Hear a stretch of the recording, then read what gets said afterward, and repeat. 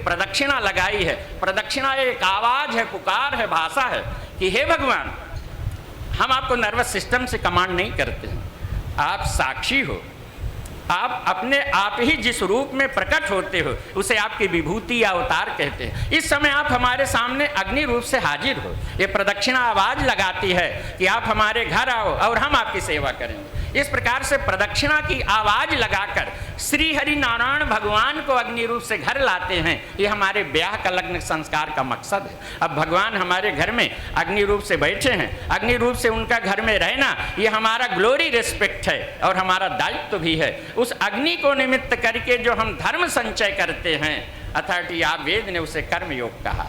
और ये कर्मयोग 3 प्रकार से करते हैं। देव तर्पण, ऋषि तर्पण, पितर तर्पण। माता पिता ने पेट फाड़ के जन्म दिया, पालन पोषण करके बड़ा किया, उनके सुसंस्कारों का माथे में तिलक लगा है, हम उनकी पहचान से पहचाने जाते हैं, हम उनकी क्रेडिट से करोड़ों का उधार पाते हैं, हम उनकी जायदाद के चौधरी हैं और अस्पताल में बीमार रह करके भी अपने ठीक होने के नहीं, हमारे बेटरमेंट के लिए भगवान से अर्जी करते हैं। इसलिए हमारे माता पिता गैर के पड़ोसी हैं, लेकिन हमारे लिए भगवंत हैं। जीवित माता पिता को भगवान मान के सेवा करें और जो भगवान को घर चले गए उनको श्रद्धा से याद करें और श्रद्धा को वैदिक बाइलाज की रीति भांति से अदा करें। इसे पितर तर्पण कहते हैं। इसी प्रकार से देव तर्पण है। भगवान सूर्य चंद्र बन के धरती को प्रकाशित करते हैं, लाइट बिल नहीं मांगते, जल बन के जीवन रेखा है, पवन बन के प्राण की धौंकनी चला रहे हैं। हम उनके ऋण को अदा नहीं कर सकते, लेकिन उनके प्रति कृतज्ञता का भाव रखना और कृतज्ञता को वैदिक बाइलाज की रीति भांति से अदा करना देव तर्पण। इसी प्रकार से ब्राह्मण सन्यासी ऋषि हैं। ये हमें वो ज्ञान देते हैं जो सृष्टि के आदि काल में भगवान ने प्रवृत्ति निवृत्ति की परंपरा से हमें दिया था। इसलिए इनका भी अन्न वस्त्र धन से सेवा करना ये ऋषि तर्पण है। तो सप्तपदी से भगवान को अग्नि रूप से घर लाए और अग्नि को साक्षी करके जो देव ऋषि पितर तर्पण रूप धर्म करते हैं, इस धर्म की नाव पर सवार होकर, शब्द सुनिए, देव ऋषि पितर तर्पण रूप धर्म की नाव पर सवार होकर संसार की नदी में उतर जाते हैं और खान पान पहरान ऑब्जेक्ट का भोग नहीं भोगते, आचमन करते हैं, लिटमस पेपर टेस्ट करते हैं, गृहस्थी की लेबोरेटरी में संयम के साथ संसार की फाइल पढ़ते हैं। इसका नाम गृहस्थाश्रम है और ये 25 से 50 साल तक करते हैं। धीरे धीरे हम संसार की पेरिशेबिलिटी को पढ़ लेते हैं कि संसार अधूरा है, संसार न अच्छा है न बुरा है, संसार की एक ही ग्रेडिंग है कि ईश्वर ने इसे 99 तक बनाना है, इसमें परफेक्शन खोजना मेरी अपनी भूल है, सो आई एम अंडर मिसकॉन्सेप्ट। तो फिर देव ऋषि पितर तर्पण तो नहीं छोड़ता, लेकिन निष्काम भाव से कर्म करता है, संसार की अर्जी नहीं करता और फिर यही धीरे धीरे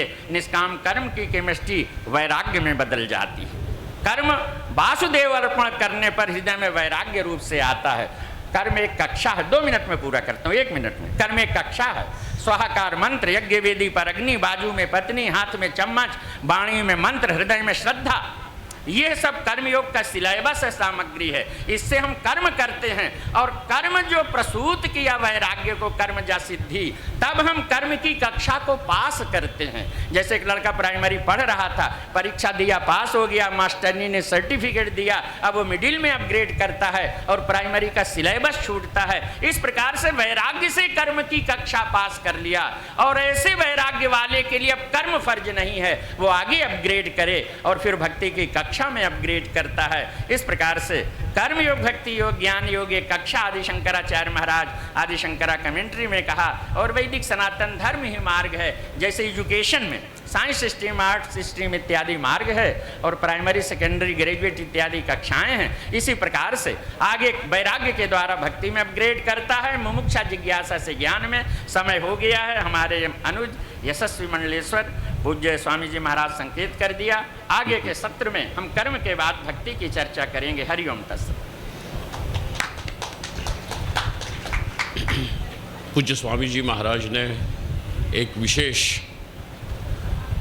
बिंदु पर हमारा ध्यान खींचा है और उन्होंने अपने दृष्टांत से, उद्धरण और दृष्टांत से उसका पूर्ण भी किया है। वैदिक धर्म एक मार्ग है और इस मार्ग पर चलने वाले के लिए कर्म, भक्ति और ज्ञान ये 3 पड़ाव हैं। परमात्मा मंजिल है और इन पड़ावों को क्रमशः पार किया जा सकता है। आइए काशी से पधारे हुए परम पूज्य परम आदरणीय स्वामी श्री दयानंद जी महाराज जी से प्रार्थना है कि वे अपने आशीर्वाद हमें दे दें। बोलिए वेदनाथ भगवान की, आज के आनंद की। ओम नमः पार्वती पतये हर। श्री राम जय जय राम, श्री राम श्री राम जय जय राम, श्री राम। बोलिए बांके बिहारी लाल। परम पूज्य परम वंदनीय मंच संचालक हमारे महामंडलेश्वर पूज्य स्वामी जी, सभी महामंडलेश्वर वृंद, सभी विद्वज्जन, माताएं, भाइयों, तत्र उपनिषद प्रमाणम, जो उपनिषद वेदांत है, इसके ऊपर व्याख्या हमने आपको किया था। उपनिषद शब्द में 4 शब्द है। उपसर्ग है, नी उपसर्ग है, एक धातु है सद धातु, और एक प्रत्यय है क्विप प्रत्यय, क्विप। उप का अर्थ होता है समीप, नी माने निरंतर, और सदलिर विसरण गति अवसाधनेषु, ये धातु, इसका 3 अर्थ होता है, विसरण, गति और अवसाधन। विसरण का मतलब हो गया कि जैसे फोड़ा हुआ है और धीरे धीरे दवाई के द्वारा वो फोड़ा सूख गया और ठीक हो गया, इसको कहते हैं विसरण। गति का अर्थ होता है ज्ञान प्राप्ति। सदगुरु के चरणों में बैठ करके आपको जिज्ञासा पूर्वक अहम ब्रह्मास्मि, मैं ब्रह्म हूँ, इस प्रकार के शाब्द बोध अनुकूल जो व्यापार है उसको अपरोक्ष ज्ञान के द्वारा अहम ब्रह्मास्मि का बोध हो जावे तो संशय, विपरीत और भ्रम ज्ञान, ये तीनों ज्ञान का निवर्तक हो जाता है। वेदांत का ये सिद्धांत है, स्वाध्याय में ऐसे पढ़ाया जाता है। इसलिए सद धातु का अर्थ हो गया विसरण, गति। गति का अर्थ क्या हो गया? ज्ञान प्राप्ति। इसका मतलब है जैसे पक्षी आकाश में उड़ते हैं और उसके पद चिन्ह, चरण चिन्ह भूमि में दिखाई नहीं पड़ते, क्योंकि आकाश में पक्षी उड़ करके जा रहा है, लेकिन चरण चिन्ह जो है ना नीचे दिखाई नहीं पड़ता, क्योंकि आकाश में उड़ रहा है। ऐसे ज्ञानी क्या करता है? सर्वव्यापक होने पर भी ब्रह्म को असंगोयम पुरुषः, ये ब्रह्म असंग है, इंद्रिय से, मन से, बुद्धि से परे है। और इसमें जो विसरण, गति, अवसाधन, इच्छा अनुकूल जो व्यापार है उसका अभाव। अवसाधन का अर्थ होता है जो आपके इच्छा, स्वर्ग आदि से लेकर के मोक्ष प्राप्ति तक जितना इच्छा है, सारे इच्छा का अभाव, इसको बोलते हैं अवसाधन। इच्छा का अभाव हो गया। इसलिए ये उपनिषद शब्द का सीधे सीधे अर्थ होता है ब्रह्म विद्या। ये जो ब्रह्म विद्या है, आत्म विद्या है। इसलिए भागवत जी का एक बहुत बढ़िया श्लोक है, आत्मा अवश्य इदम सर्वम यत् किंच जगत्याम जगत तेन त्यक्तेन भुंजिथा माँ गृधकर्ष शुद्धनम। अष्टम स्कंद के पहले श्लोक है, जहाँ पर वेदांत उपनिषद में इस बात को सिद्ध किया, जो ब्रह्म विद्या है, उपनिषद विद्या है, आत्म विद्या है, भागवत विद्या है, सबे पुंसाम परो धर्मो यतो भक्ति रधोख्यजे अहेतुक्य प्रतिहता ये आत्मा संप्रसीदति। भागवतकार कहते हैं भगवान वेद व्यास कि परम धर्म तो यही है कि आप ब्रह्म हैं, आत्मा हैं, कृष्ण हैं, राम हैं, शिव हैं। ऐसे जो आपको अपरोक्ष की अनुभूति हो जाए, जिसको उपनिषद में सिद्धांत किया गया है, यह चेद वेदिदत सत्यमस्ति न चेदिहा वेदिन महति विनष्टि भूतेषु भूतेषु विचित्य धीरा प्रत्यास्माद लोकाद अमृता भवन। केन उपनिषद कहते हैं कि मनुष्य जीवन आपको मिला यह अस्मिन लोके मर्त लोक में, भारत में, और आपने भगवान का कथा श्रवण नहीं किया, गुरु के चरणों में नहीं गए, तो बोले कि महति विनष्टि। क्योंकि भूतेषु भूतेषु विचित्य धीरा, सर्वभूतों में विराजमान जो परमात्मा है, सर्वव्यापक है, उनका दर्शन करना चाहिए। कि उदाहरण दी गई है कि आज के भंडारा बहुत बढ़िया था वेदनाथ महादेव में। कोई सज्जन भंडारा में भोजन करते करते बहुत पूड़ी खाया और उसको बड़े पेट में दर्द हुआ, डॉक्टर के पास गया। डॉक्टर ने कहा कि बोलो क्या बात है? बोले आज भंडारा में कुछ खा दिया और पूड़ी भी बहुत लिया, कुछ कच्चा पूड़ी भी मिल गया तो खा लिए, तो दर्द हो रहा है। तो उसने कहा कोई बात नहीं, उसको लेटाया। बोले लेटो।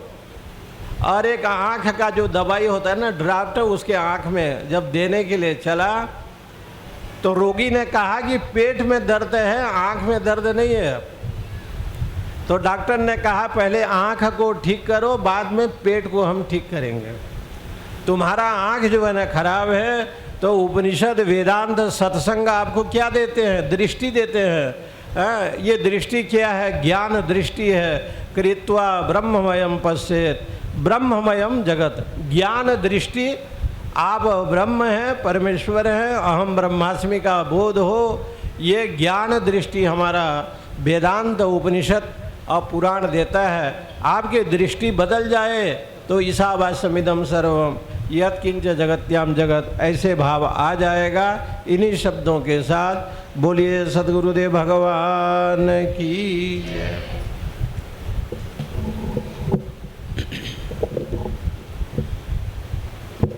विश्वनाथ संन्यास आश्रम से पधारे हुए स्वामी श्री अंकुशपुरी जी महाराज से निवेदन है कि वे अपने चिंतन को प्रकट करें और हमें कृतार्थ करें।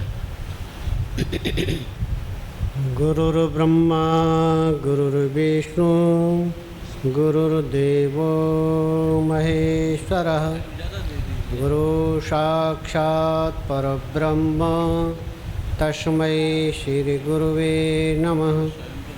शंकरं शंकराचार्यं केशवं बादरायणं सूत्रभाष्यकृतौ वन्दे भगवन्तौ पुनः पुनः। ईश्वरो गुरुरात्मेति मूर्तिभेद विभागिने व्योमवद्व्याप्तदेहाय दक्षिणामूर्तये नमः। ओम शांति शांति शांति। मंच पर विराजमान पूज्य महामंडलेश्वर स्वामी विष्णु चेतन तीर्थ जी महाराज, पूज्य महामंडलेश्वर स्वामी अभिषेक चेतन गिरी जी महाराज, कलकत्ता से पधारे हुए पूज्य स्वामी प्रज्ञानानंद जी महाराज, मंच पर उपस्थित सभी संत वृंद, समुपस्थित माता बहन भाइयों, इस वेदांत ज्ञान यज्ञ का हमारा दूसरा सत्र चल रहा है। 3 सत्र हैं, 3 दिन चलेगा, 3 में 5 सभाएँ चलेंगे, तीनों में वेदांत चिंतन ही है। वेदांत क्या है? तो सुबह थोड़ी सी चर्चा हुई थी। जब हमें संसार में तरह तरह के रस प्राप्त होते हैं तो हमारा मन एकाग्र नहीं होता है। कभी खट्टा खाने का मन करेगा, कभी तीखा खाने का मन करेगा, कभी मीठा खाने का मन करेगा और कभी सादा खाने का मन करेगा।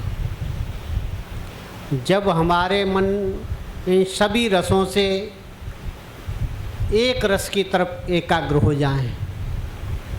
वो रस जिसके लिए कहा रसो वै सह, वो सभी रसों का रस है। सभी रसों में रसत्व प्रदान करने वाला जो रस है उसकी तरफ हमारा मन चला जाएगा तो हम वेदांत की तरफ बढ़ना शुरू कर देंगे। इसी बात को भगवान थोड़ा सा बदल के कहते हैं, कर्मंडे व अधिकारस्ते माँ फलेषु कदाचन।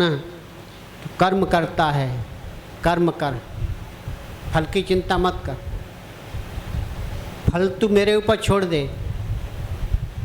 तो इसीलिए कहा गया कि कोई भी कर्म करते हैं तो भगवान को अर्पित कर देना चाहिए।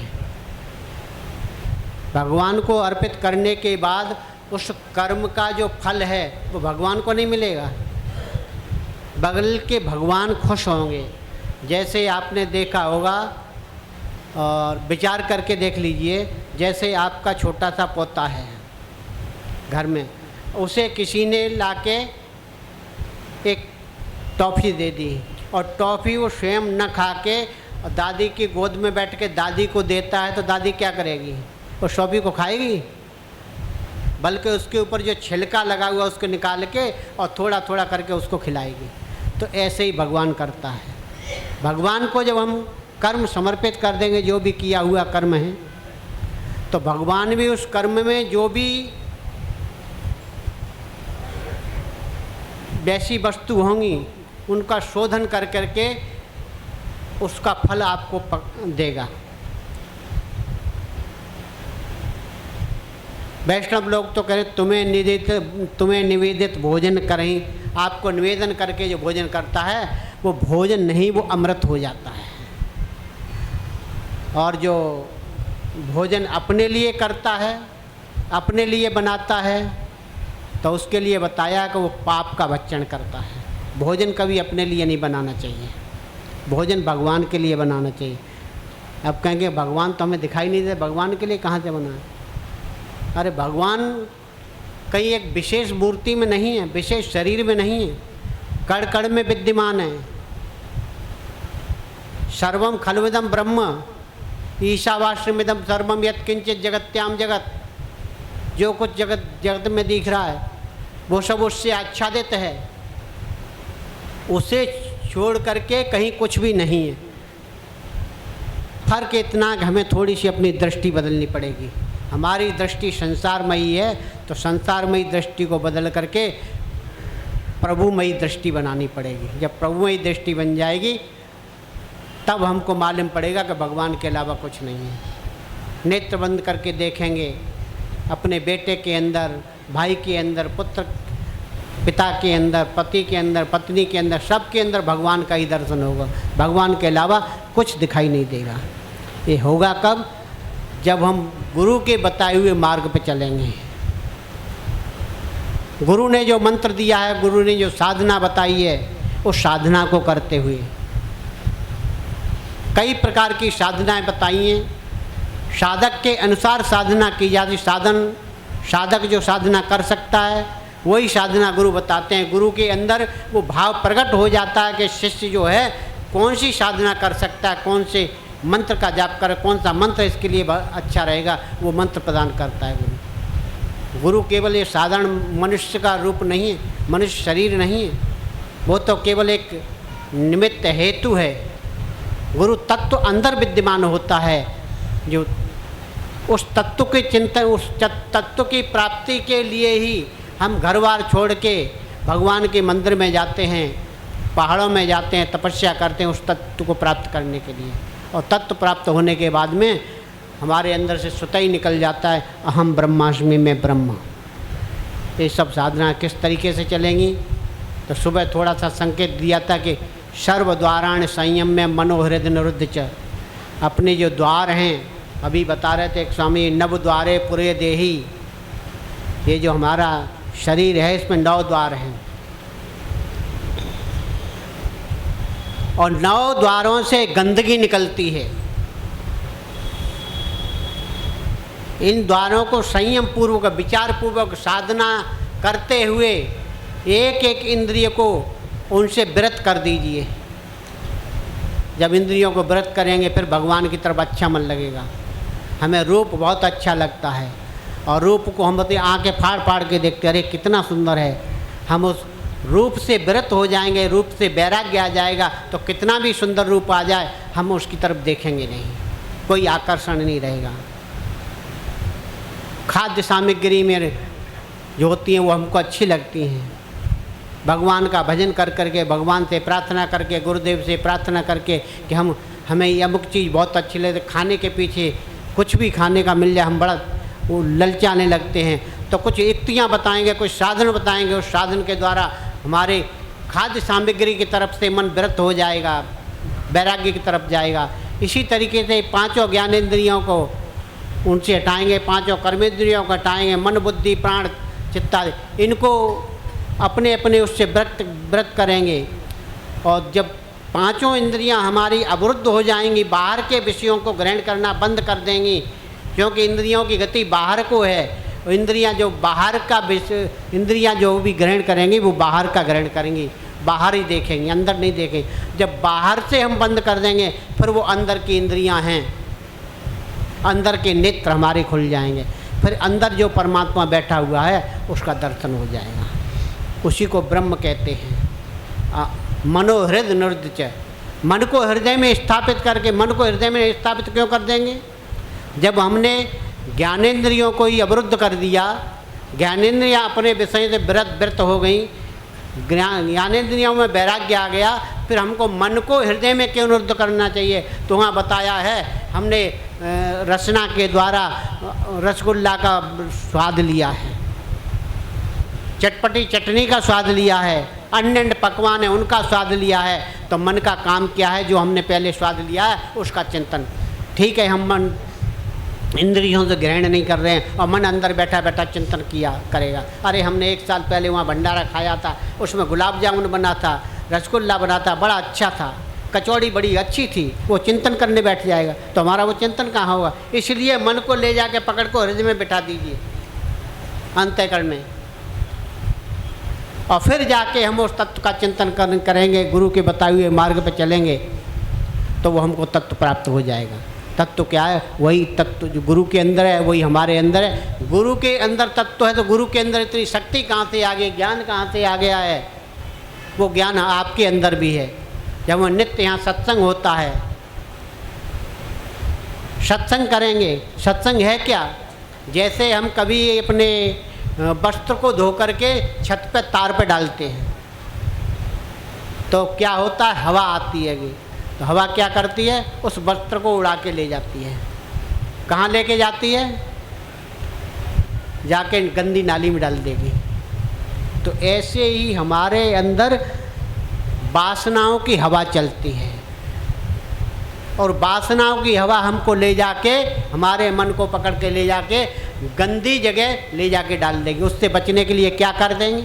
हमारा सूख रहा है कपड़ा, वो गंदगी में न जाए, हवा उसको उड़ा के न ले जाए, तो क्या करेंगे?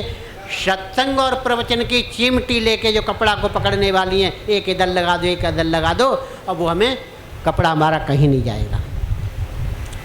और फिर हम वो सत्संग के द्वारा ही हमको ज्ञान प्राप्त हो जाएगा, जिसको ब्रह्म कैसा होता है, ब्रह्म का स्वरूप कैसा है, भगवान कैसा है, ये सब चिंतन, जितने हमारे अंदर विषमताएं व्याप्त हैं वो सारी विषमताएं शांत हो जाएंगी।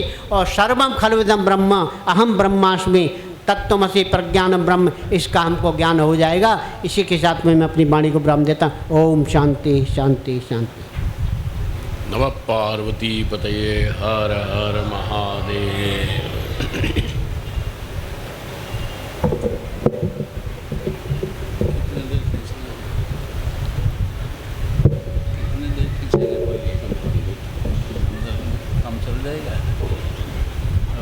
पानी, अच्छा पानी पीता ये लीजिए।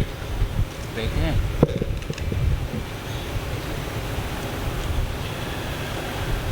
कलकत्ता से पधारे हुए हमारे परम पूज्य तथा परम विद्वान,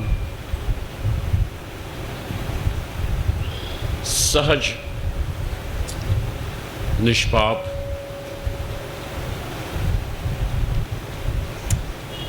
जिनके मुखमंडल पर सदा ही एक सुस्मित रहता है। ऐसे हमारे परम पूज्य स्वामी जी श्री प्रज्ञानंद जी, उनसे प्रार्थना है कि वे भी हमें अपने ज्ञान पुष्पों से आच्छादित कर दें।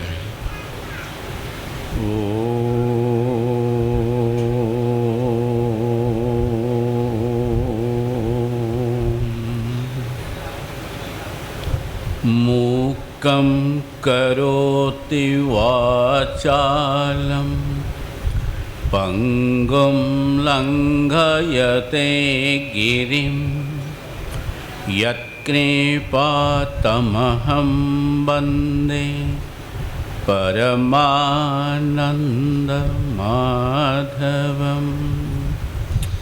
यं शैवासमुपासते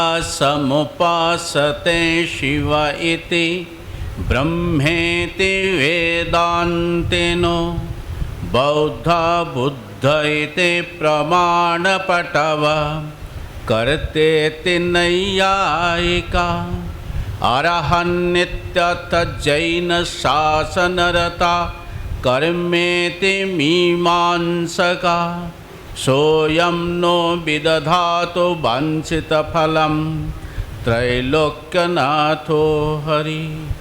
ओम नमो ब्रह्मादिभ्यो ब्रह्मविद्या संप्रदायकर्तृभ्यो वंश ऋषिभ्यो महद्भ्यो नमो गुरुभ्यः। सर्वोपप्लवरहित प्रज्ञानघनप्रत्यगार्थो ब्रह्मैवाहमस्मि। ओम नारायण समारंभं शंकराचार्य मध्यमम् अस्मदाचार्यपर्यन्तं वन्दे गुरुपरम्परां। ज्योतिर्यद्दक्षिणामूर्ति व्यासशङ्करशब्दितं निगमानन्दं तद्वन्दे सत्यानन्दपदोदितं। नारायण नारायण नारायण नारायणम्। परमादरणीय मंडलेश्वर महाराज, उपस्थित संतवृंद, भक्त सज्जन मंडली और जगत जननी अंश संभूता माता,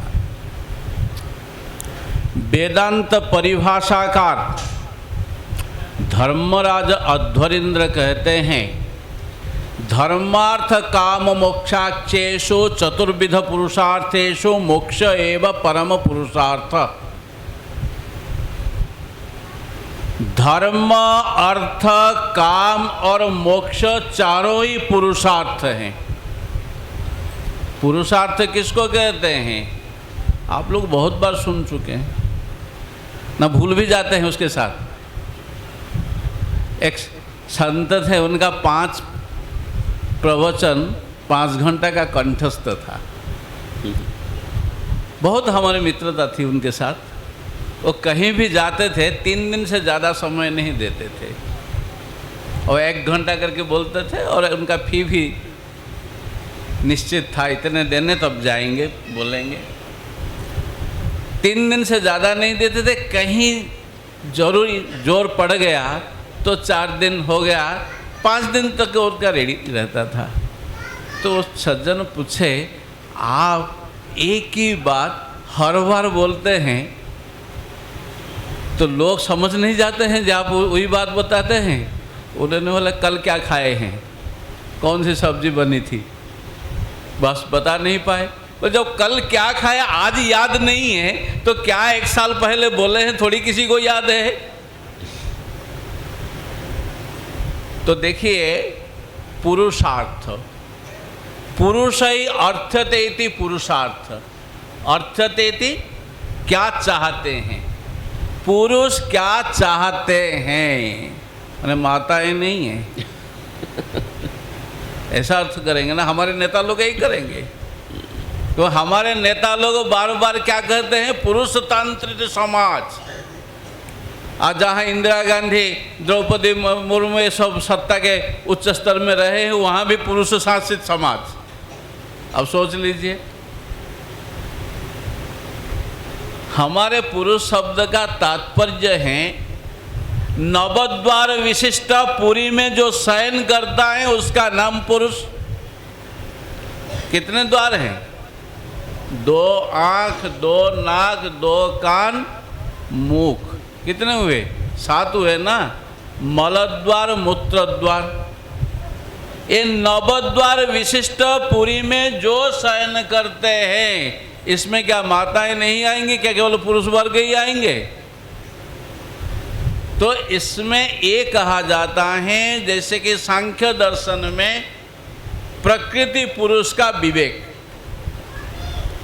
वहां पर पुरुष बहुत्व है, प्रकृति तो एक है और जड़ है और उससे सृष्टि बनती है। कुछ इस्लाम की तरह कि उनके वहाँ माताओं में रूह नहीं होता है, वो भोग सामग्री है इस्लाम में। तो इसी प्रकार वहाँ पर पुरुष बहुत्व जो कहा गया है, प्राणी मात्र के, जीव मात्र के, चेतन मात्र के लिए पुरुष कहा गया एवं जीव की बहुत्व जो कि व्यावहारिक सत्ता में प्राप्त है उसको पुरुष शब्द से वहाँ कहा गया। और इसी प्रकार हमारे शास्त्र में जो पुरुष शब्द हैं वो पारिभाषिक शब्द हैं।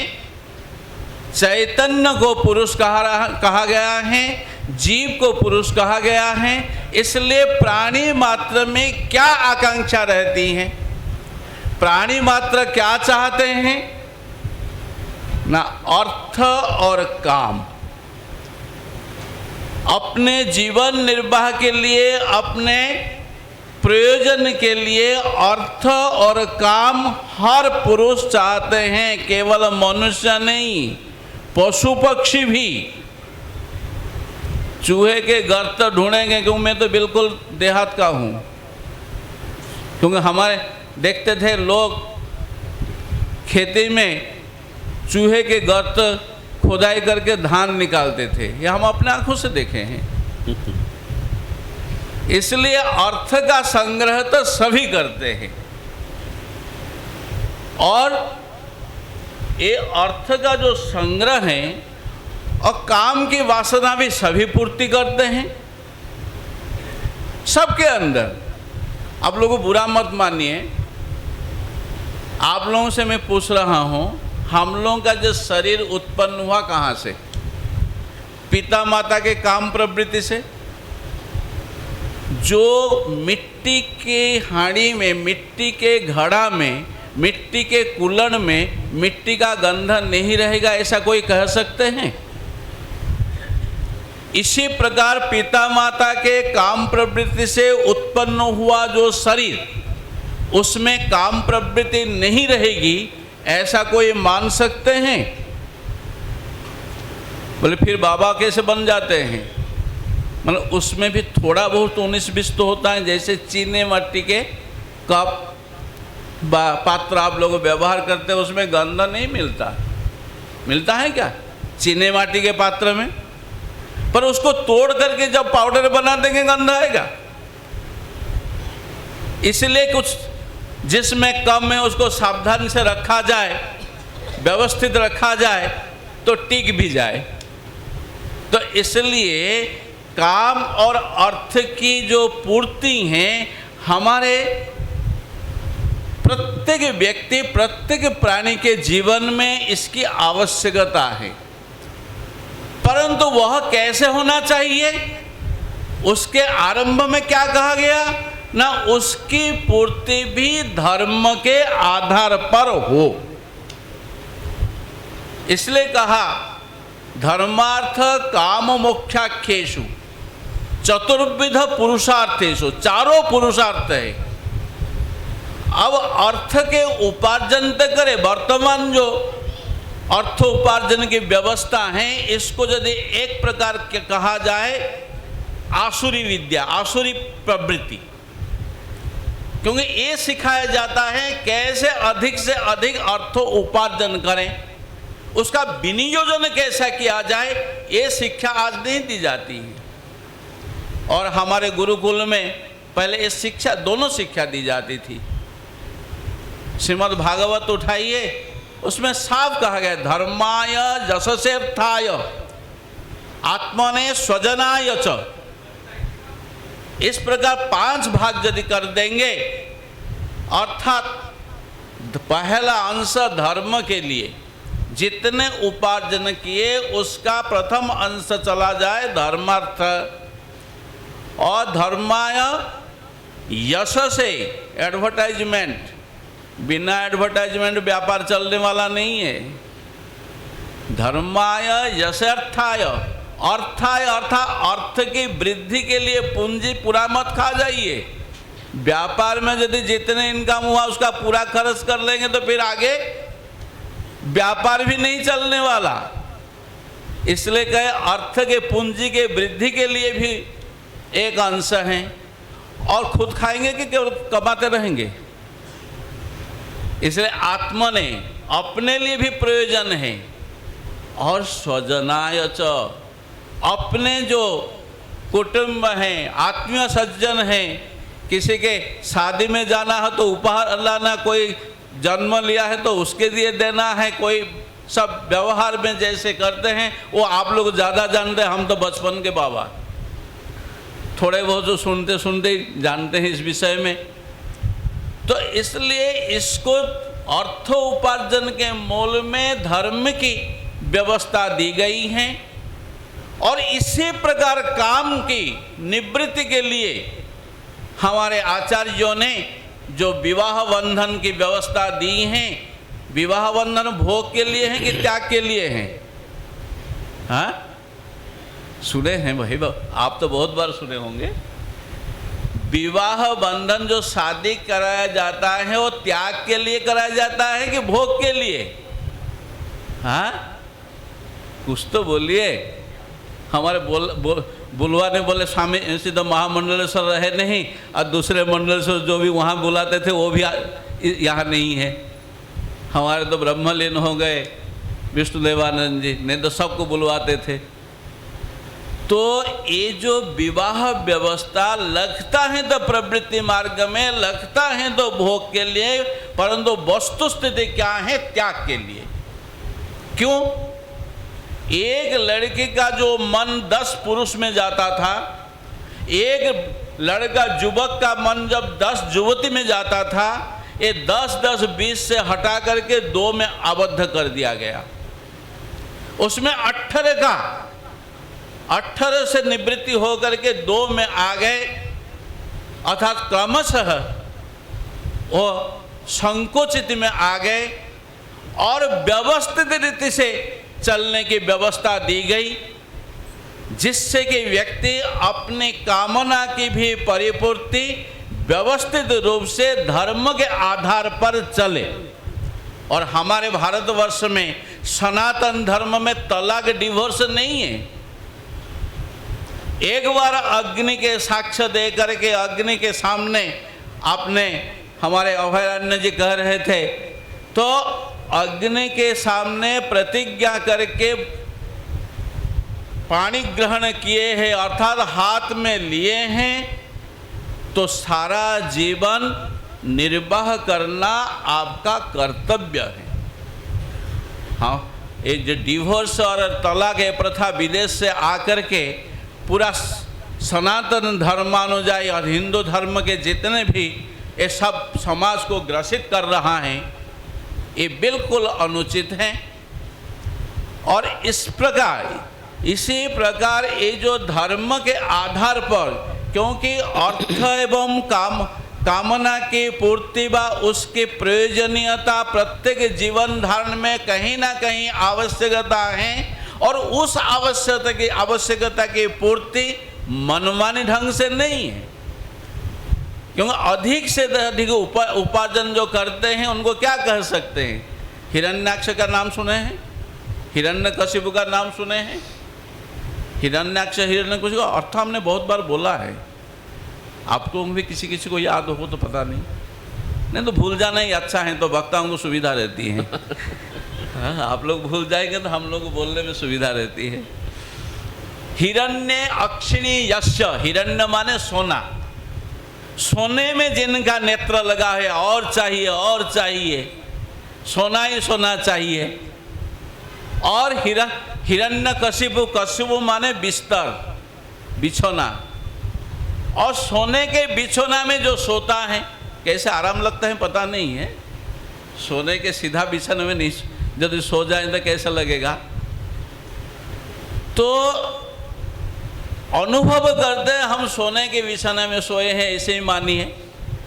तो अर्थ के इतने उपार्जन करें, केवल अपने स्वार्थ के लिए करें, ये हमारे वैदिक व्यवस्था नहीं है। क्योंकि जीवन में इन वस्तुओं की आवश्यकता तो है, पर इसको परिमित करने वाला है धर्म। धर्म के आधार पर आपका जितने हिस्सा है उतने ही ग्रहण कीजिए, जितने कामना की पूर्ति करना है उतने ही कीजिए, उससे अतिरिक्त नहीं है। ये जो बारक हैं, वो जो ब्रेक लगाने वाला है, वो है मनुष्य जीवन में धर्म है। इसलिए इस धर्म के आधार पर यदि व्यक्ति अर्थ और कामना की पूर्ति करें तो उसके अंतःकरण शुद्ध हो करके और अंतिम में मुक्ति की ओर बढ़ सकता है, जो कि जिसको कि परम पुरुषार्थ कहा गया। पुरुषार्थ तो चारों हैं, परंतु मोक्ष जो है परम पुरुषार्थ। क्योंकि हमारे जो जीवन है, मनुष्य जीवन जो प्राप्त हुआ है, इस मनुष्य जीवन को प्राप्त करके हम मोक्ष मार्ग में अग्रसर होंगे। तो परंतु मोक्ष मार्ग में अग्रसर होने के लिए अपने जो जीवन जीविका ये सब के प्रति जो हमारे प्रयोजनीयता की आवश्यकता है, इसकी पूर्ति हम अपने मन के आधार पर बा हमारे ऊपर थोपा हुआ जो नियम, सरकारी नियम, उसके आधार पर चलें तो कार्यक्षम नहीं हो पाएंगे, जीवन में हमको कृतार्थता नहीं मिलेगी। इसलिए इसकी भी आवश्यकता है। धर्म के आधार पर हम अपना जीवन निर्वाह करें तो हमें अंत में कृतकृत्यता मिलेगी। यही कह करके अपनी वाणी को विराम दे रहा हूँ। हरिओम तत्सत, हरिओम तत्सत, हरिओम तत्सत। महादेव महादेव महादेव। अब निवेदन करते हैं माउंट आबू से पधारे हुए जिनके प्रवचन सुनने के लिए हम आतुर हैं, लालायित हैं, ऐसे परम पूजनीय स्वामी श्री स्वयं प्रकाश गिरि जी महाराज से निवेदन है कि हमें अपने विचार, अपना चिंतन सुनाएं। नमस्तेभ्यो ये सोमकलाकलितशेखरं नाथं स्वप्नेऽपि पश्यन्ति निर्मलानन्ददायिनम्।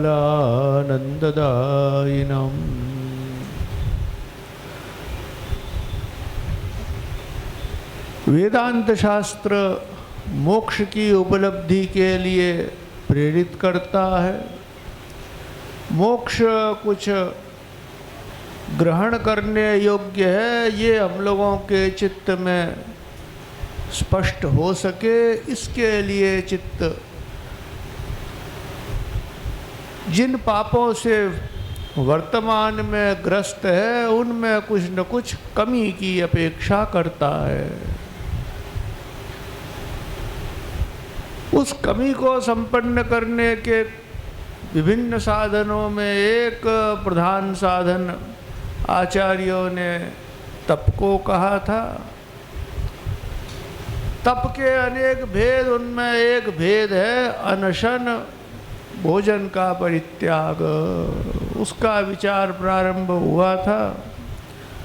समग्र भोजन छोड़ना ये मनुष्य के लिए या किसी जीवित व्यक्ति के लिए संभव होता नहीं, किंतु एक एक पदार्थ छोड़ा जा सकता है, घटाया जा सकता है। उसमें सबसे जो सरल और व्यावहारिक ढंग वह है जो शास्त्र में निषिद्ध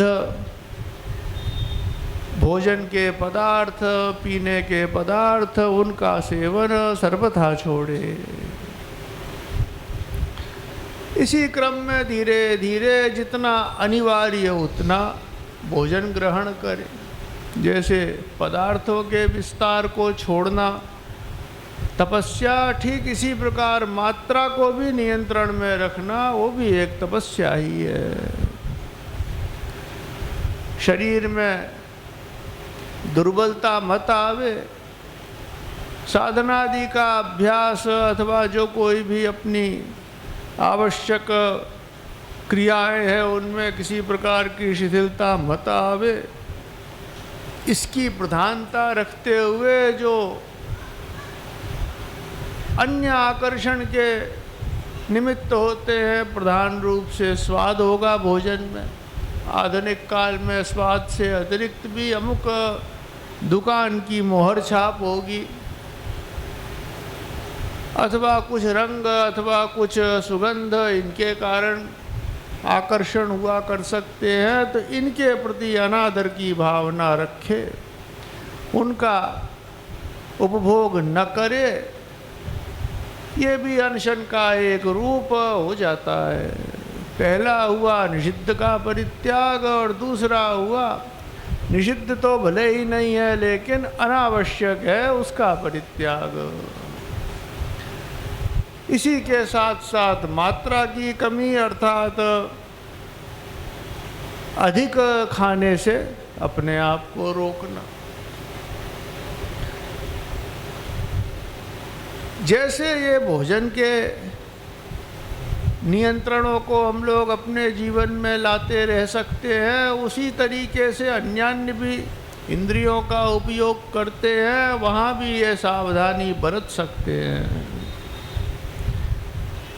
ज्ञान की इंद्रियों में भी अनावश्यक सुनने से अपने को रोक सकते हैं। कितने सारे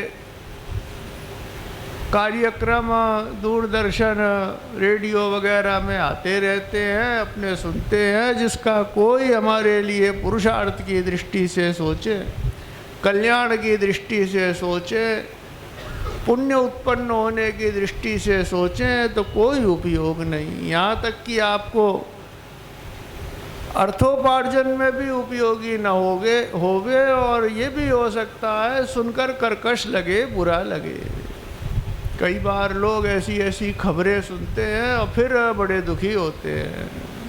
भूकंप आया, उसके चित्र देखते हैं और रोते हैं।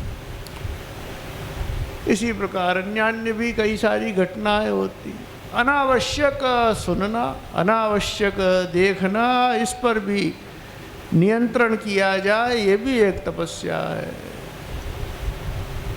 निषिद्ध दर्शन आदि का त्याग तो अवश्य करें, इसमें भी हम लोगों को थोड़ी बहुत सावधानी बरतने की आवश्यकता है। दूसरे की निंदा, गुरुओं की निंदा अगर हो रही है, परमेश्वर की, धर्म के विरोध की अगर चर्चा हो रही है, तो अगर चुप कर सकते हैं दूसरे को, उसको रोक सकते हैं, उतनी सामर्थ्य है तो ठीक, अन्यथा कान बंद तो कर ही सकते हैं, वहाँ से उठ के जा ही सकते हैं।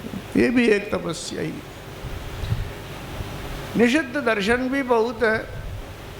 शास्त्रों में कहा हुआ है कि अमुक अमुक दर्शन, अमुक अमुक पदार्थ या स्थिति में व्यक्ति को देखना गलत है, न देखा जाए।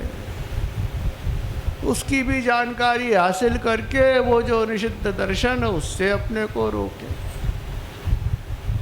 पहले कदम में निषिद्ध दर्शन, निषिद्ध श्रवण छूटे, उसके बाद फिर वही अनावश्यक और अधिक अधिक राग द्वेष पैदा करने वाले जो दर्शन श्रवण आदि, उन पर अंकुश लगाए।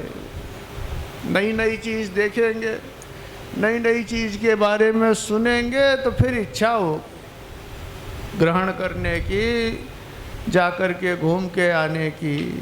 अब सुना ही नहीं होगा तो न हमारी इच्छा होगी, न उस रास्ते जाना पड़ेगा। चित्र देखेंगे तो फिर उस जगह को देखने की भी इच्छा हो जाएगी, तो न तो इस प्रकार के चित्र देखें या किसी प्रकार का जो भी उपस्थापन होता है वो देखें। न इस प्रकार की कोई जानकारी हासिल करे तो वैसी अभिलाषा अपने आप घट जाती है, बहिर्मुखता में कुछ न कुछ रुकावट आती है। प्रधान रूप से यही दो इंद्रियां हैं जो हम लोगों को नई नई जानकारियां दे देती है, जिस पर थोड़ा बहुत नियंत्रण संभव है।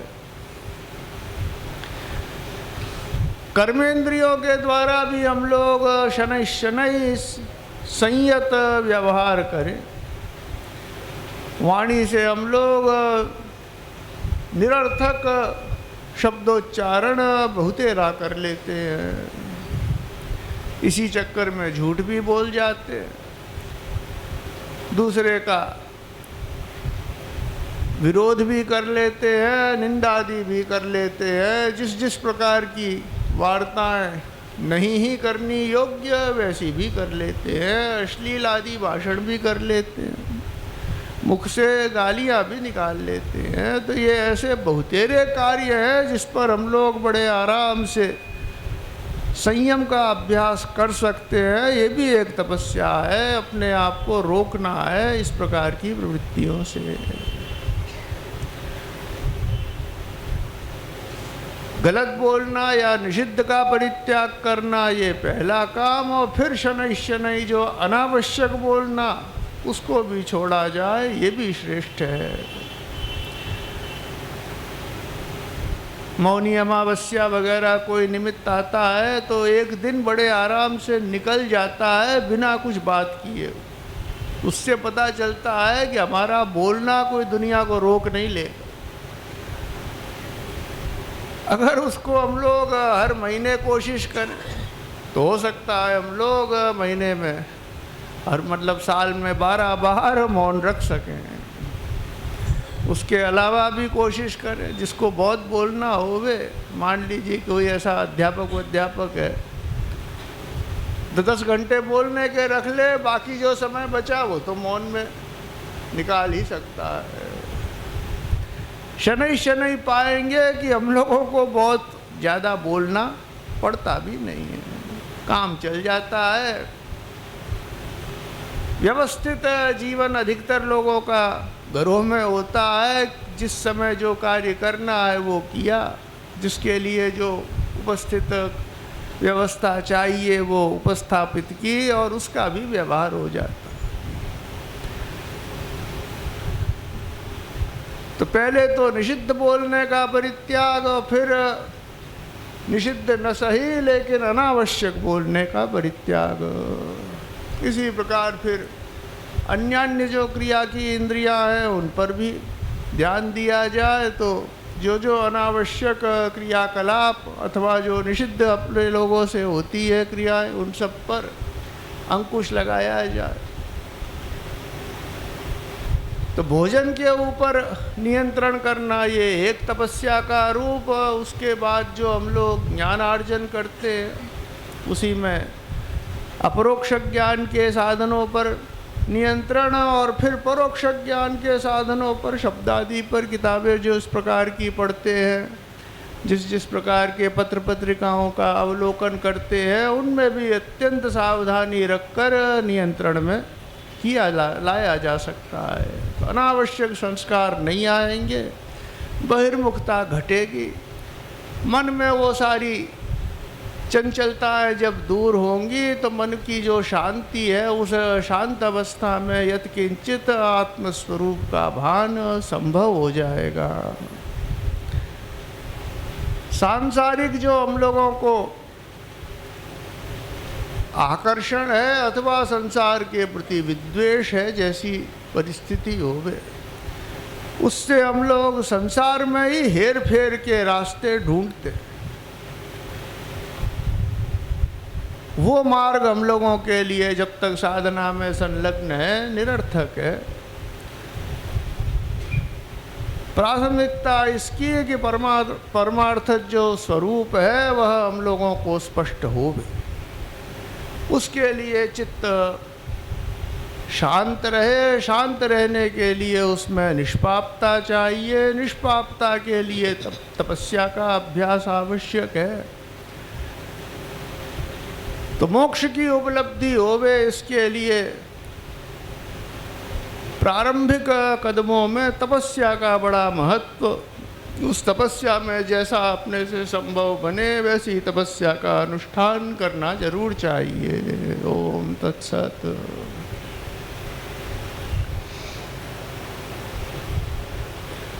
नमः पार्वती पतये हर हर महादेव।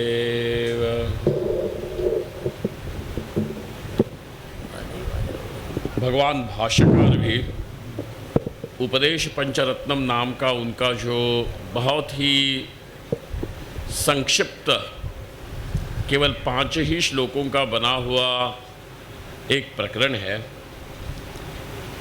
वहाँ पे भी कहते हैं न तु वृथा वाक्यम समुच्चार्यताम।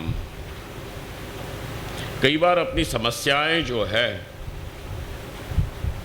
वो तो इसी कारण है क्योंकि जहाँ नहीं बोलना चाहिए वहीं पे हम वो बोल देते हैं जो न बोलना चाहिए। पूज्य महाराज जी हमें बता रहे थे कि तपस्या का जो स्वरूप है वो चित्त और इंद्रियों के नियंत्रण में है, नियंत्रण का है। ये नियंत्रण किस प्रकार से आता है? तो सबसे पहले शास्त्र ने जिसका निषेध किया है उन विषयों का त्याग ही कर दे, और जिन विषयों को ग्रहण करने की अनुमति भी दी है वहाँ पे भी यदि हम उसकी मात्रा कम करते जाएं तो वो स्वभाव से ही तप बन जाता है। और ऐसी तपस्या जब हो जाती है तो चित्त शुद्ध होता है। शुद्ध चित्त का लक्षण यही होगा कि कहीं पे विषयों में आकर्षण न रहेगा, अनात्म पदार्थ में कहीं सुख बुद्धि न होगी, और ऐसा जो शांत शुद्ध चित्त है वो उपदेश प्राप्त करके आत्म स्वरूप में, परमेश्वर स्वरूप में शांत होकर के समाधिस्थ हो सकता है। ये कल्याण का मार्ग है, यही तपस्या का मार्ग है, यही ऋषियों ने दिखाया हुआ मार्ग है।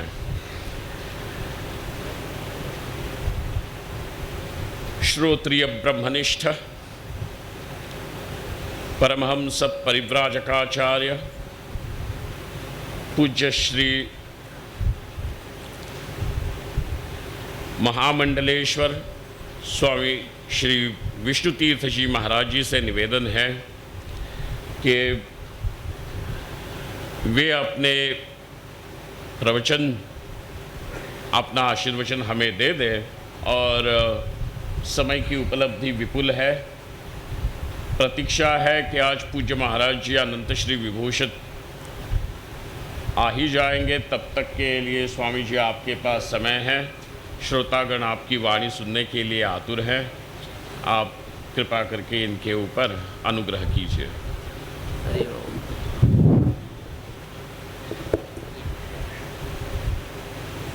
ओम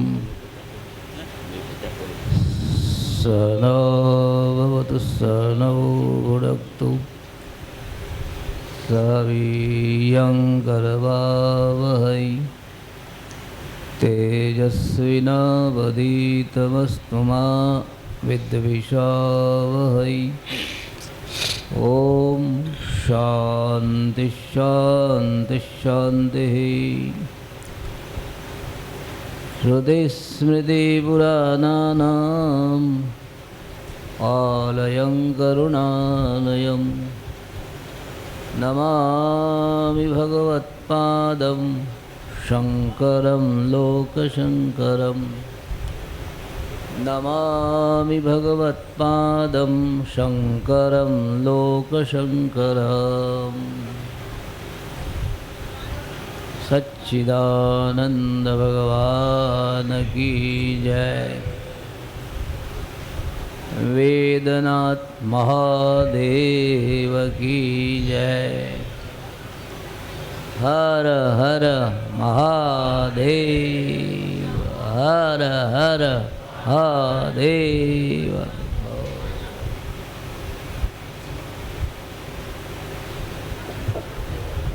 आप संकीर्तन महाराज जी बारे हम के सूत्र जी नहीं आए। कीर्तन कराइए ना, तब तक कीर्तन कराइए। श्रीमन्नारायण नारायण नारायण श्रीमन्नारायण नारायण श्रीमन्नारायण नारायण नारायण भजमन नारायण नारायण नारायण भजमन नारायण नारायण नारायण श्रीमन्नारायण नारायण नारायण श्रीमन्नारायण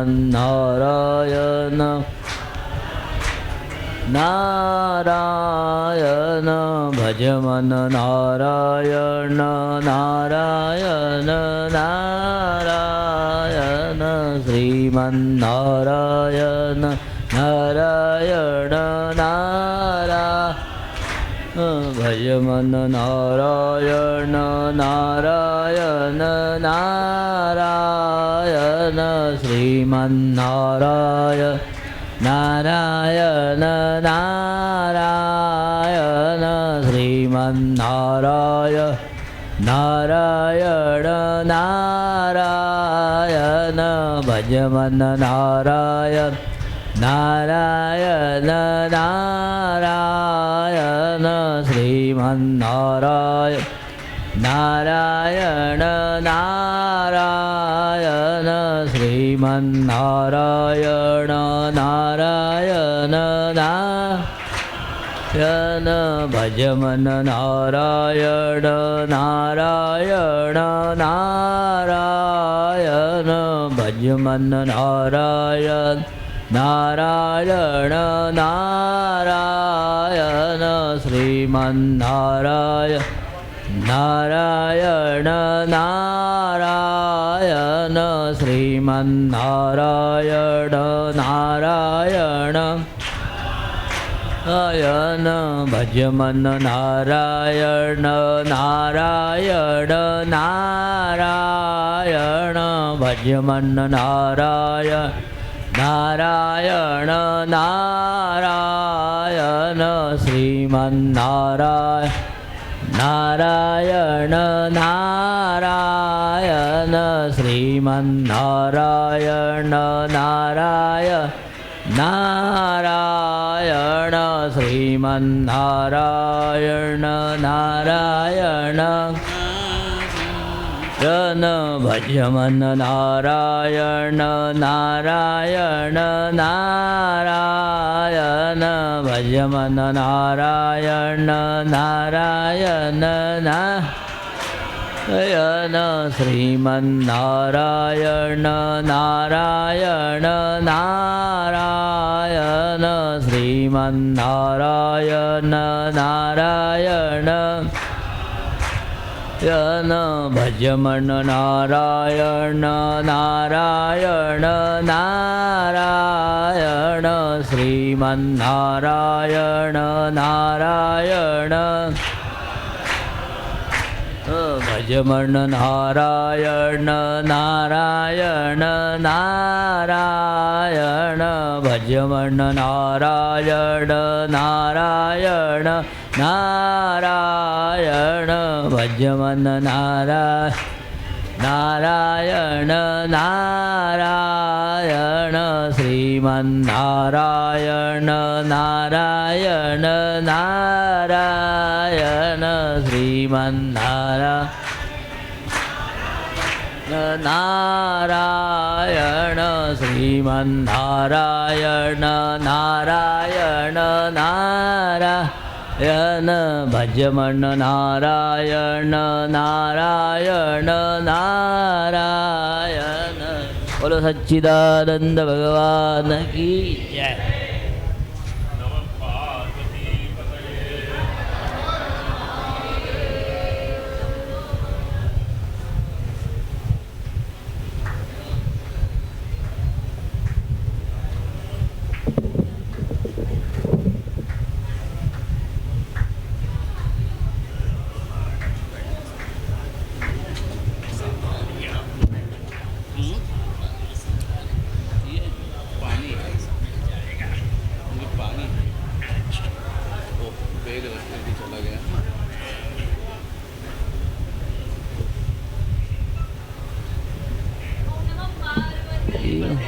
हर हर महादेव शंभो।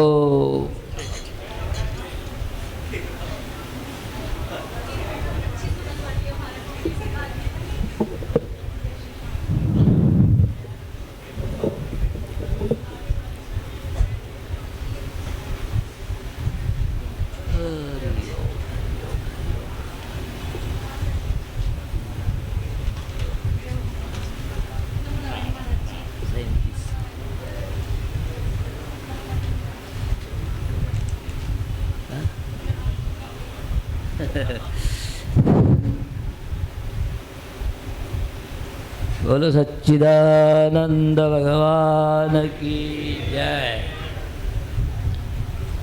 परम पूज्य परमादरणीय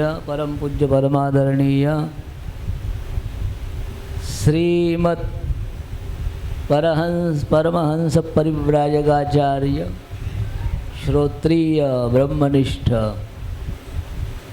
आचार्य महामंडलेश्वर अनंत श्री विभूषित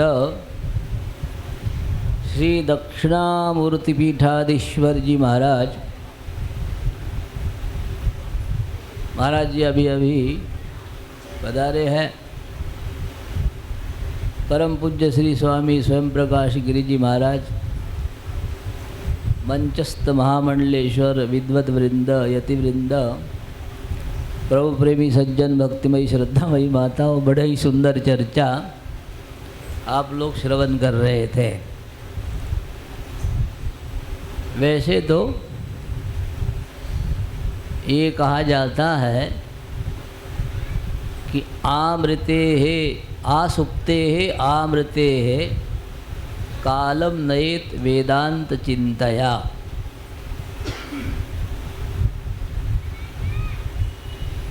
आसुप्ते है आमृते है,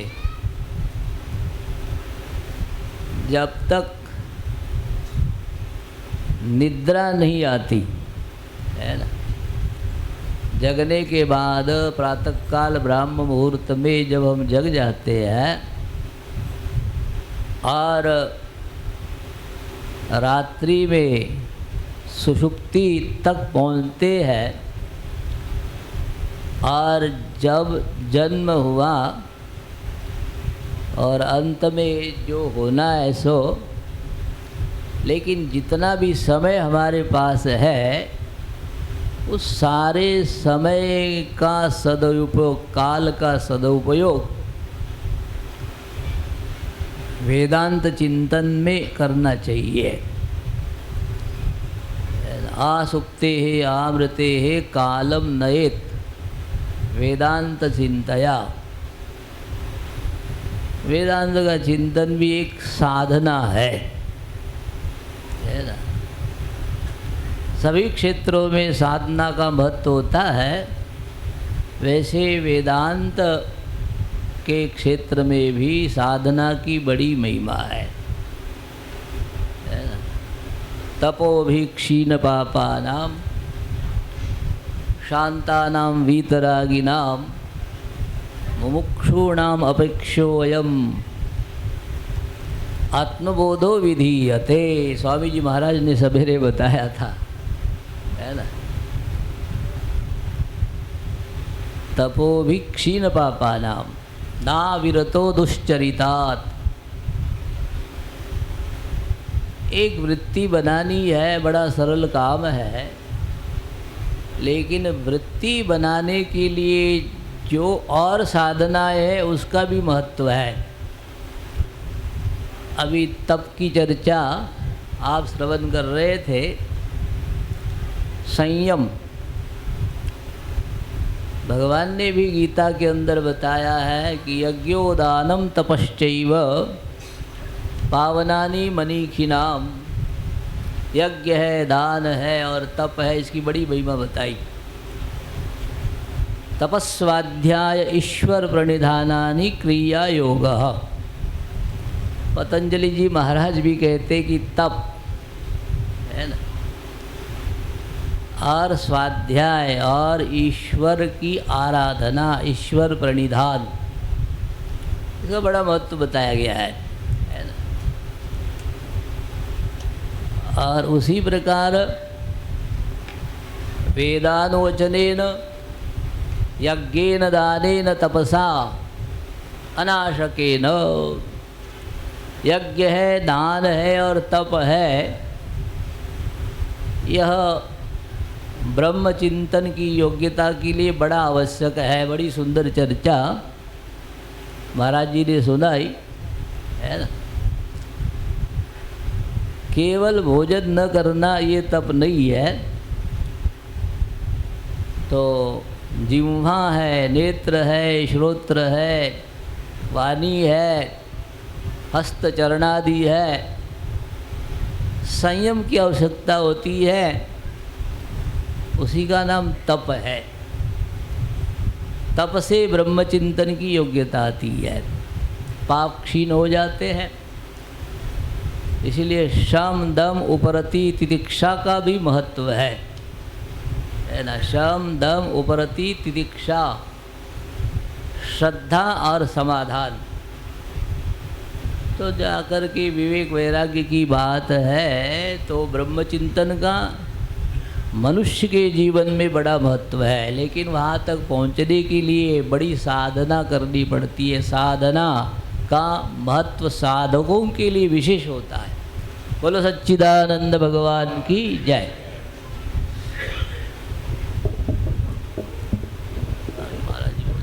महाराज जी विशेष चर्चा आगे करेंगे। महादेव नियच्छेदवांग मनसि प्राज्ञः कि अपनी वाणी को मन में उपरत करे, ले आए। अर्थात वहाँ पे अपनी वाणी इस प्रकार मौन हो जाए, क्योंकि समाधि अभ्यास की पूर्व पीठिका यही है कि इस प्रकार मौन हो जाए कि केवल मन की ही क्रिया चलती रहे। और पूज्य महाराज जी तथा पूर्व वक्ता परम पूज्य स्वामी स्वयं प्रकाश जी ने यही कहा कि अनेक इंद्रियों में से यदि हम केवल वाणी को ही सोचें तो उस वाक को शांत करें। विषय तो सारे ही हैं, परंतु बोलना यह भी एक विषय है, उसे भी शांत करें, क्योंकि यह आवश्यक है। समाधि की पूर्व पीठिका है, ज्ञान निष्ठा की ये पूर्व पीठिका है। आइए इस श्री वेदनाथ महादेव मंदिर के 37वें वार्षिकोत्सव में आज प्रथम दिवसीय सायंकालीन सत्र में उस पावन सन्निधि का अवसर क्षण आया है, जिसका हमें बड़ी आतुरता से इंतज़ार था, प्रतीक्षा थी। पूज्य महाराज जी कारुणिक है, अनुग्रह है उनका कि लंबी यात्रा के बाद भी बिना थके हमारे लिए यहाँ पे आशीर्वचन देने आए हैं। अनंत श्री विभूषित परमहंस परिव्राजकाचार्य श्रोत्रिय ब्रह्मनिष्ठ दक्षिणामूर्ति पीठाधीश्वर पूज्य महाराज जी से निवेदन है कि हमारे चित्त को भी आप अपने वचनों से पावन कीजिए। पूज्य महाराज जी।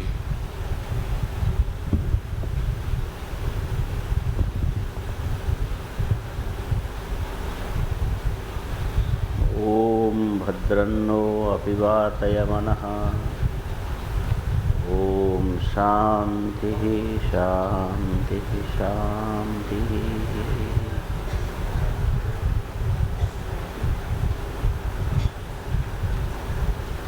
विचार ये करना चाहिए,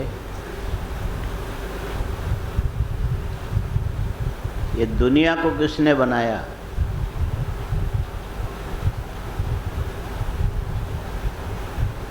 हम ये मानते कि हमने दुनिया को बनाया, दिमाग लगाया, मेहनत किया,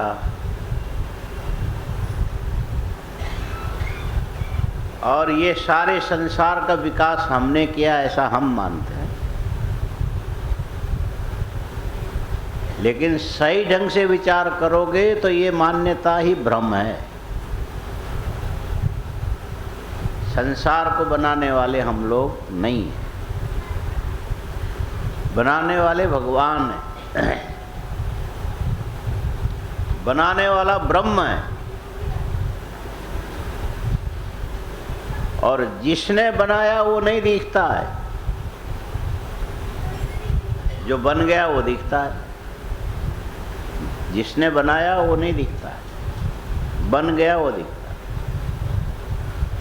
और जो बन गया फिर दूसरों को बनाने लग जाता है। हाँ? जो बन गया वो फिर बनाने लगता है।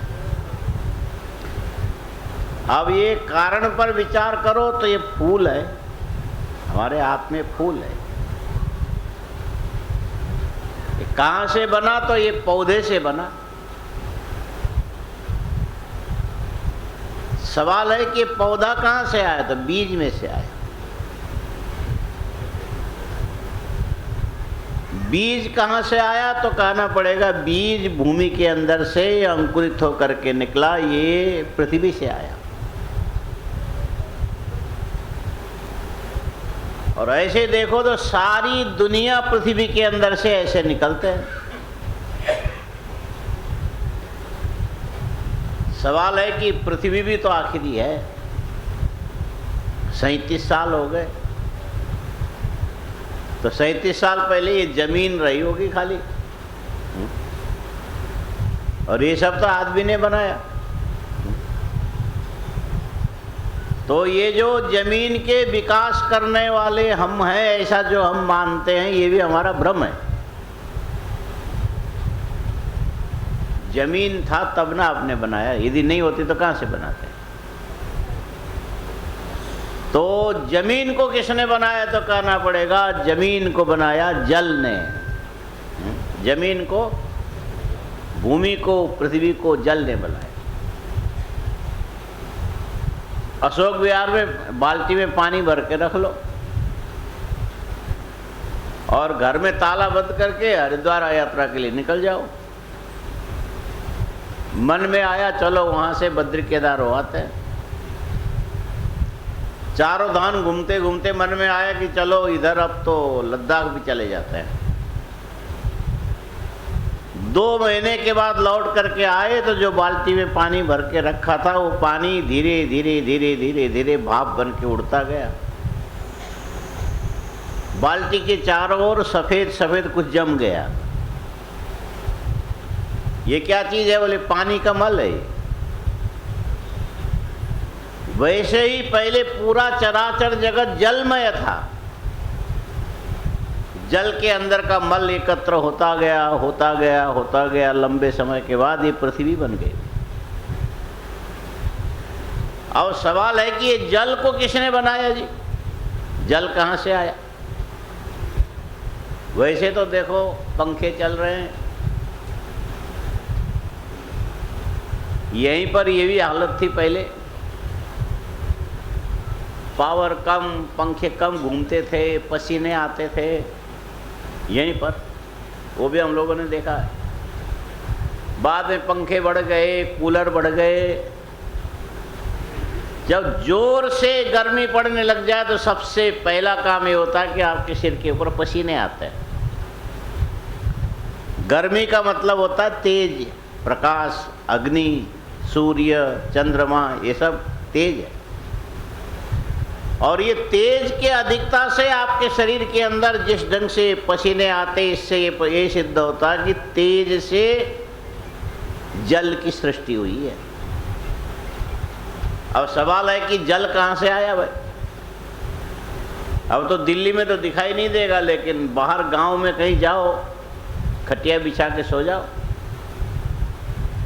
कई बार आकाश में ऊपर से गिरती हुई उल्का दिखाई पड़ती है। ऐसा लगे कि हमारे सिर के ऊपर गिरने वाला नजदीक आते आते फिर गायब हो जाता। नहीं गिरता ऐसा नहीं, ऊपर से कोई ग्रह गिरा जरूर है।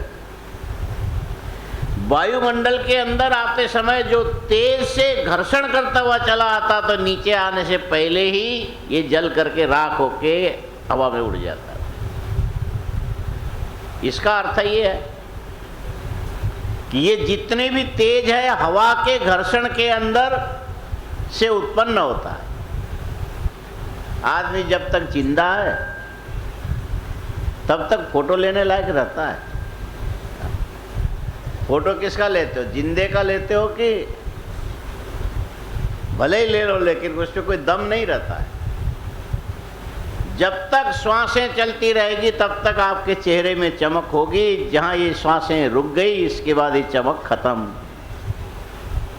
चमक माने तेज होता है। तो ये तेज को बनाने वाला यदि कोई चीज है तो वायु है।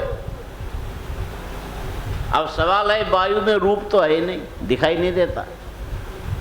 हवा चल रही है, आपको ठंडा ठंडा लग रहा है, ठीक है कोई बात नहीं, लेकिन दिखाई नहीं देता वायु। सवाल है कि वायु आया कहाँ से? वायु और कहीं से नहीं आया, ये आकाश के अंदर होने वाले हलचल को ही वायु बोलते हैं। हलचल समझ में आया? बहुत पुराना शब्द है, बड़ा हलचल बचा है। पहले बैलों से खेती होती थी और ऐसा जो हल होता था लोहे का, और उसके अंदर से एक डंडा ले जाके दो बैलों के कंधे के ऊपर लटके हुए जुआ के साथ बांध देते थे और पीछे एक आदमी हाथ से पकड़ के जमीन में दबाता था और बैल के पूंछ में ऐसा ऐसा डंडा करने से वो चलने लगता था। और उसके चलने से जो हल के अंदर का जो नोक है जमीन के अंदर गड़ करके वो मिट्टी को हिलाती हुई चली जाती। ये क्या हुआ? बोले हल चल गया। क्या बोलते हैं? हल चल गया। इसीलिए बोले आजकल तो आज शुक्रवार है क्या, और कल बीता हुआ गुरुवार था, तो गुरुवार से शुरू किया होगा आप लोगों ने। उधर पर्दे लगाए, उधर कुछ लगाया, ऊपर टेंट लगाया, आसन उसन मंगाया, कोई आ रहा है, ला रहा है, रख रहा है, जा रहा है। बाहर चलने वालों से पूछो क्या हो रहा है? बोले अंदर हलचल हो रहा है। हाँ? यही हलचल है बोले। लाने वाला ला रहा है, ले जाने वाला ले जा रहा है, बनाने वाला बना रहा है, सजाने वाला सजा रहा है। तो इन हलचलों के बीच में अब ये आएगा कि पंक्ति लगेगी, उसके बाद फिर आप लोग बैठोगे। तो ये हलचल जो बैल के चलने से जमीन के अंदर की मिट्टी खुरदरी होकर के ऊपर ऊपर ऊपर उठ के हल्की हो जाती है, वैसे ही समझ लो ये जो आकाश के अंदर हल्की सी जो हलचल हुई उसके चलते वायु तत्व उत्पन्न हुआ और वायु के चलते पूरे चराचर प्राणी प्राण वाले बन गए। प्राणी जो बोलते हैं ना, इसका मतलब यही है, हम प्राण वाले। ये सबका जीवन ही यही है। इसीलिए वेदों के मंत्र में ये बात आती है, नमो ब्रह्मणे नमस्ते वायो त्वमेव प्रत्यक्षम ब्रह्मासि। अरे वायु देवता तू हमारे लिए ब्रह्म है, परमात्मा है, और हम ये मानते हैं कि तू प्रत्यक्ष ब्रह्म है। यदि तुम्हारा अंदर आना और बाहर जाना बंद हो जाए तो फिर गए काम। त्वमेव प्रत्यक्षम ब्रह्म वदिष्यामि। हे वायु, हे देवता, हम तुमको ही प्रत्यक्ष ब्रह्म कहेंगे। जो बाकी अपरोक्ष जो ब्रह्म उसको तो हमने आंखों से देखा नहीं है। इसीलिए कहना पड़ेगा आकाश के अंदर क्रियाशील होकर के, रूप रहित होकर के स्पर्श का ज्ञान कराने वाला जो वायु है ये आकाश से उत्पन्न हुआ। और आकाश से उत्पन्न होकर के चलता कहाँ है? तो बोले आकाश में चलता है। इसीलिए आकाश को अवकाश बोलते हैं, मौका बोलते हैं। आकाश माने अवकाश। जैसे बेला रोड से चले, हम चले थे 7 बजे और यहाँ तक पहुँचते पहुँचते हो गया 8:30 पौने 9 बज गए। तो ठीक है, वहाँ से यहाँ तक जगह तो खाली है, लेकिन बीच में गाड़ियों का जमावड़ा ऐसा रुकते रुकते, चलते चलते, चींटियों के चाल से, जैसा भी, लेकिन पहुंच गए, ये बात सही है। तो वहां से यहाँ तक आने के लिए जगह थी, इसीलिए आना जाना बना। यदि जगह नहीं होती तो कहाँ से आते, कहाँ से जाते? आकाश का और कोई मतलब नहीं। आकाश का मतलब अवकाश होता है, मौका होता है।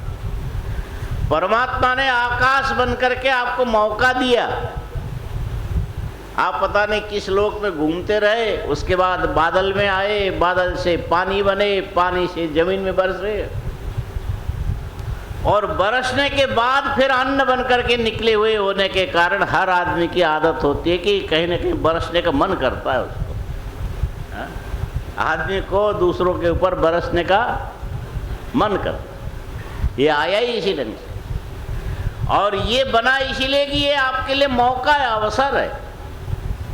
अन्न से व्यक्ति में गए, व्यक्ति से किसी के पुत्र बन गए, पुत्र बन करके फिर बड़े हो गए, और ये परमात्मा ने अवसर दिया कि ये बड़े होकर के क्या करोगे? बड़े होके दही में मत कूदना। हाँ? बड़े होकर के दही के अंदर कूदोगे तो खराब हो जाएगा। बड़े होने का मतलब है धर्म, अर्थ, काम, मोक्ष, 4 प्रकार के पुरुषार्थ में से धर्म और मोक्ष रूपी पुरुषार्थ को प्राप्त करने का जो अवसर प्रदान करे, उसी का नाम आकाश है, उसी का नाम अवकाश है। ये सबको समान मौका देता है और इसकी बड़ी विशालता है। और आकाश सर्वगत है, सर्वत्र पहुंचा हुआ है। अब कोई ये सवाल करे कि आखिर ये आकाश को बनाया किसने, ये आया कहाँ से? आकाशवत् सर्वगतश्च नित्यम, ऐसा बोलते हैं। आत्मा के उदाहरण देते तो आकाश को देते, सब जगह पहुंचा हुआ है। और ये आकाश बना कहाँ से? बोले परमात्मा के अहंकार के अंदर से प्रतीति के रूप में बाहर निकला है। इसीलिए आकाश सहित सारे चराचर जगत के रहस्य को सही ढंग से जानना चाहते हो तो सुबह जल्दी उठना। हाँ, सब रहस्य को जानने के लिए। एक सज्जन हमसे कहने लगे, स्वामी जी, हाँ जी बोलो जी, कुछ ऐसा ही है समस्या, तो दुनिया ही समस्या, ये तो रहेगा ही रहेगा, ले फिर भी कुछ तो समाधान होना चाहिए, तो होना ही चाहिए। हम क्या मना करो? नहीं आप कुछ बता दो, तो हम क्या बताएं? नहीं अब आपके पास आए तो आपको बताना ही पड़ेगा। चलो हम आपको बताते। कितने बजे उठते हो? आजू बाजू देख के धीरे से बोलते हैं कि बहुत जल्दी उठते हो। कितने बजे? 9, साढ़े 9, 10 बजे तक उठ जाते। ये हो गया जल्दी। निकल सोते कितने बजे? 1:30, 2 बजे सोते हैं। फिर हमने कुछ नहीं कहा, जाने दो भाई। 1:30, 2 बजे तक जगने वाले को पहले पुराने जमाने में निशाचर बोलते थे। क्या बोलते थे? निशाचर बोलते। और अभी निशाचर बोले तो लोग हमको ही निशाचर बना देंगे। सबको यही करना है। और 1:30, 2 बजे सोने की जगह यदि रात को 9 बजे से लेके 9:30 बजे तक सो जाओ, हाँ बैठो ना, बैठो, 9 से 9:30 तक यदि सो जाओ, तो आप चाहो चाहे न चाहो सुबह 4 बजे आपकी आंखें जरूर खुलेगी। और आंख खुलने के बाद उठ करके बैठ जाओ। आंख खुलने के बाद लेटे मत रहना, उठ के बैठ जाओ और थोड़ी देर बैठ करके भगवान का ध्यान करो। ध्यान बोले भगवान का ध्यान क्या होता है? आसन लगा के बैठ जाओ। ये सोचो कि हे भगवान, हम बैठने लायक तो हैं अभी। क्या सोचना? हम बैठने लायक। अच्छा मान लो हर आदमी 70, 80, 90 कभी भी जा सकता है। जाएगा कैसे? आदमी जब जाता है तो पैदल जाता है कि कंधे पर जाता है? हाँ, कंधे पर जाता पक्का। ऐसे ही होता था पहले, कंधे पर ही जाता था।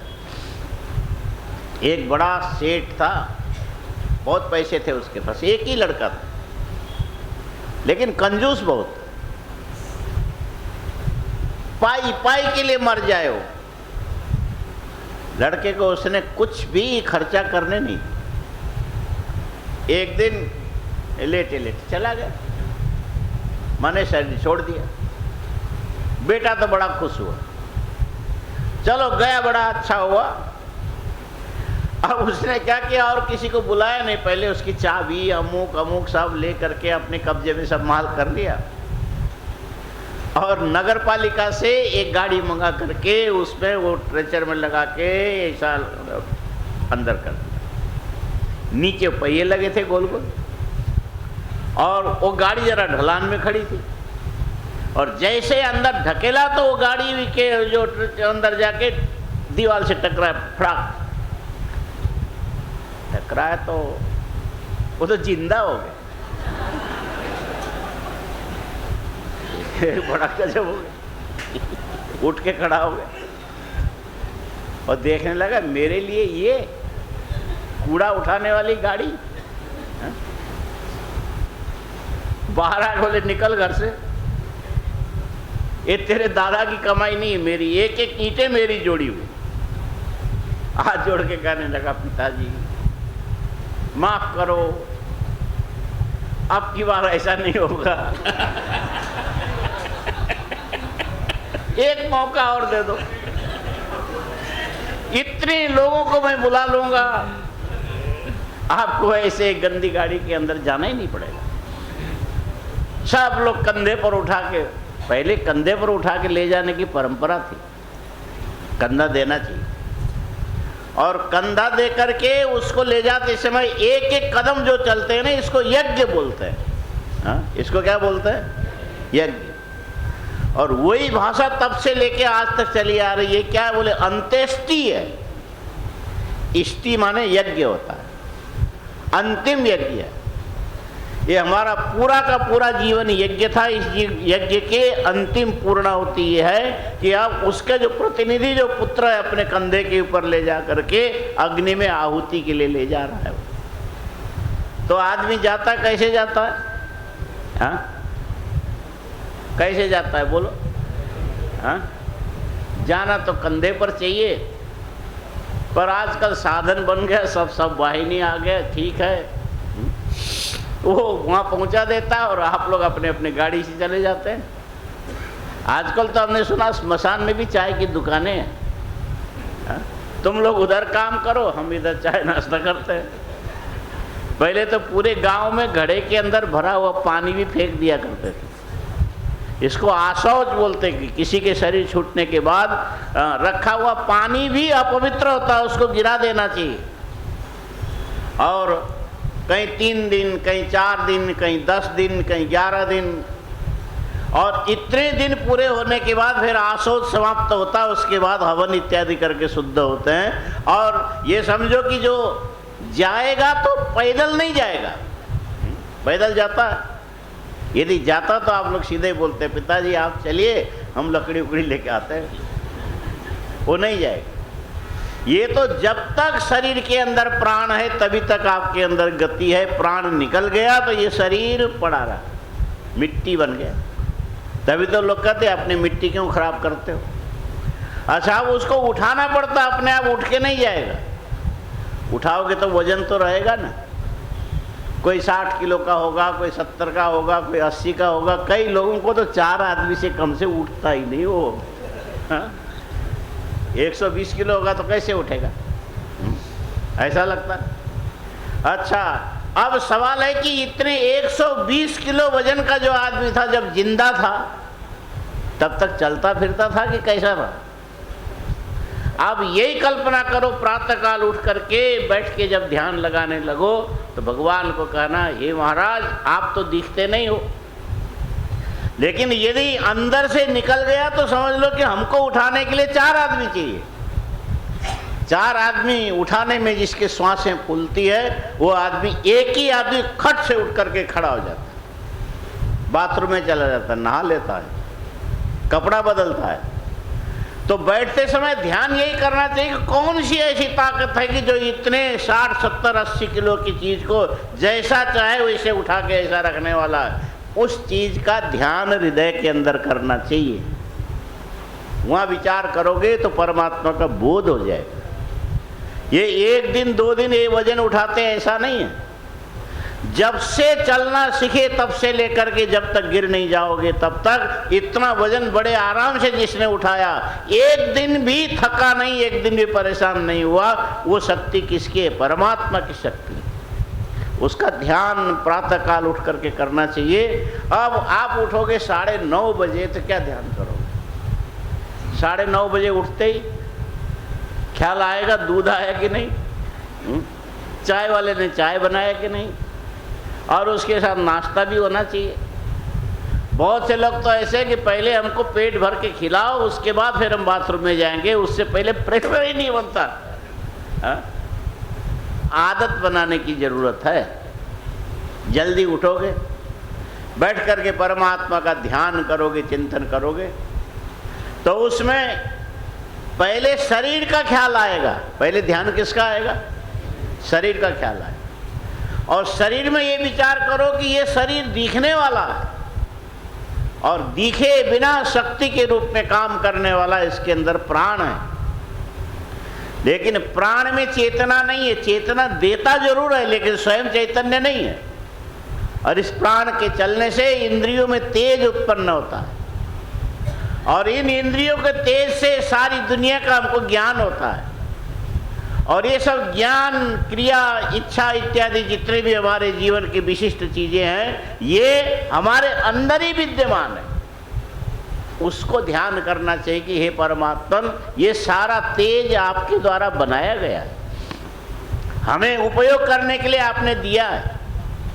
और ये ध्यान यदि सही ढंग से करते जाओगे करते जाओगे करते जाओगे, पहले होगा शरीर का ज्ञान, बाद में होगा प्राण का ज्ञान, इसके बाद होगा इंद्रियों का ज्ञान, इसके बाद होगा बुद्धि का ज्ञान, इसके बाद होगा मन के संस्कार भी काम करते हैं। और ये सारी चीजें जैसे जैसे जैसे जैसे लय प्रक्रिया में चलती चली गई, अंत में आपको ऐसा लगेगा कि मेरे हृदय के अंदर विशुद्ध आकाश है, जहाँ पर चित्त में चैतन्य आभासित हो रहा है।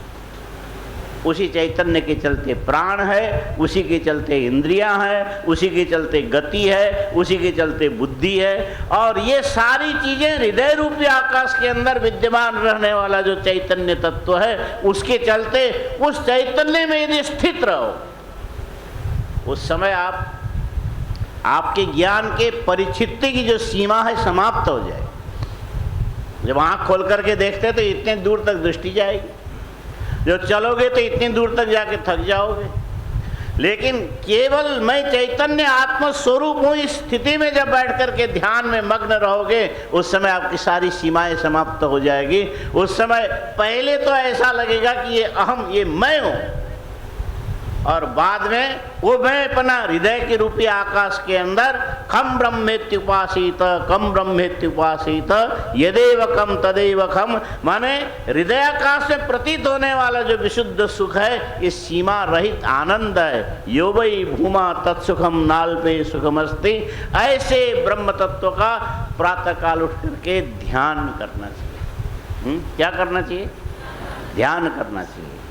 और ये ध्यान करने से धीरे धीरे 1-2 दिन में होने वाला नहीं है ये।